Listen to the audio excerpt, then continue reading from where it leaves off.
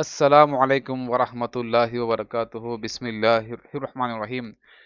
ఈరోజు మనం పవిత్రమైన అల్లాహ్ పేర్లలో ఒక పేరు అల్ కరీబ్ గురించి తెలుసుకుందాం. అల్లాహ్ అల్ కరీబ్ అంటే అతి సమీపంగా ఉండేవాడు అని అర్థం. సుబ్హానల్లాహ్. పిలిచేవాని పిలుపును వింటానని, మన కంఠ నాళానికన్నా సమీపంలో ఉన్నానని స్వయంగా అల్లాహ్ దివ్య ఖురాన్లో సెలవిచ్చాడు. పిలిచేవాని పిలుపును వింటానని, మన కంఠ నాళానికన్నా సమీపంలో ఉన్నానని స్వయంగా అల్లాహ్ దివ్య ఖుర్ఆన్‌లో సెలవిచ్చాడు. సుబ్హానల్లాహి బిహమ్దిహి. దివ్య ఖుర్ఆన్‌లో అల్లాహ్ గుణ గణాల ప్రస్తావన వచ్చినప్పుడల్లా ఒక గుణంతో పాటు మరో సద్గుణం మిళితమై ఉంటుంది. ఉదాహరణకు రెహమాన్, రహీం, సమీ, బసీర్. అల్లాహ్ లేని చోటంటూ ఎక్కడా లేదు. ఉదాహరణకు రహమాను, రహీం, సమీ, బసీర్. అల్లాహ్ లేని చోటంటూ ఎక్కడ లేదు. మన అవయవాల శక్తి కొంతమేర వరకే పనిచేస్తుంది. అలాగే మన గుణగణాలు కూడా. మన కంటితో కొంత దూరం మాత్రమే చూడగలం. కొంత పరిధిలోని శబ్దాన్ని మాత్రమే మనం వినగలం. అలాగే మనం ఒకరికి కొంత మేరకు కొంతకాలం వరకే సహాయం చేయగలం. కొంత సమయం వరకే కరుణ చూపగలం. కానీ అల్లాహ్ శక్తికి అంతం మేర అంటూ లేదు. సుబ్హానల్లాహ్. మన సంపదను దానం చేస్తే అది కరిగిపోతుంది. కానీ అల్లాహ్ సంపదలో తరుగుదలే లేదు. సుబ్హానల్లాహ్. ఆయన మనకు ఇస్తూనే ఉంటాడు.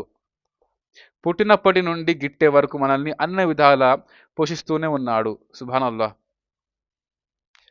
మనం మనసులో వేడుకున్నా, బిగ్గరగా ప్రార్థించినా ఆయన వింటాడు. పెద్దగా కేకలు, రంకెలు వేసి ప్రార్థిస్తేనే వింటాడని లేదు. మన ఆలోచనలు, తలంపులు సైతం ఆయనకు తెలుసు. సుబ్హానల్లాహ్. ఆయన ఎంతో దూరంలో లేడు. మనకు అత్యంత సమీపంలో ఉన్నాడు. కాబట్టే మన ప్రతి మొర ఆలకించబడుతుంది. మన అక్కరలు, అవసరాలు తీర్చబడుతున్నాయి. అర్థిస్తేనే తప్ప మనం ఇతరుల అవసరాలు పూర్తి చేయము.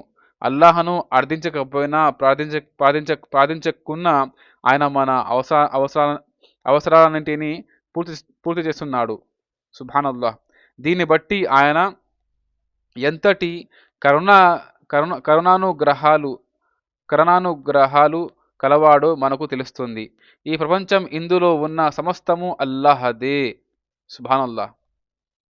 ఈ ప్రపంచం, ఇందులో ఉన్న సమస్తము అల్లాహదే. ప్రతి క్షణం ఆయన ప్రసాదించిన వస్తువులతోనే మనం జీవనం గడుపుతున్నాము. ఆయన భూమిపైన నడుస్తున్నాము. ఆయన ప్రసాదించిన గాలిని పిలుస్తున్నాము. సుబ్హానల్లాహ్. అయినా ఆ స్వామిని గుర్తించలేకపోతున్నాం. ఆయన్ని వదిలి సృష్టిలోని ప్రతి వస్తువుకు మొక్కుతున్నాం. రాయి రప్పల్ని, చెట్టు పుట్టల్ని, జంతువుల్ని, చివరికి సాటి మనిషిని కూడా పూజిస్తున్నాడు మనిషి.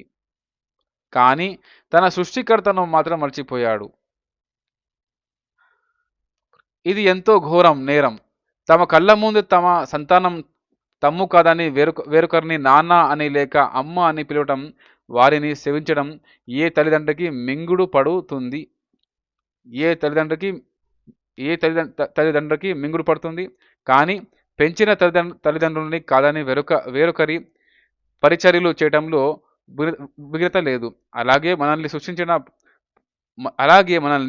సృష్టించింది, పోషిస్తుంది అల్లాహ్ అని తెలిసి వేరొకరిని పూజించడం అజ్ఞానం. నా దాసులు నన్ను గురించి నిన్ను అడిగితే సల్లల్లాహు అలైహి వసల్లం, నేను వారికి అత్యంత సమీపంలోనే ఉన్నానని, పిలిచేవాడు నన్ను పిలిచినప్పుడు నేను అతని పిలుపును వింటాను, సమాధానం పలుకుతాను అని ఓ ప్రవక్త సల్లల్లాహు అలైహి వసల్లం నీవు వారికి తెలుపు. కనుక వారు నా సందేశం విని దానిని స్వీకరించాలి. దివ్య ఖురాన్ సూరా నెంబర్ 2 ఆయత్ నెంబర్ 186. అస్సలాము అలైకుం వరహమతుల్లాహి వబరకాతుహు. జజాకల్లాహు ఖైరన్.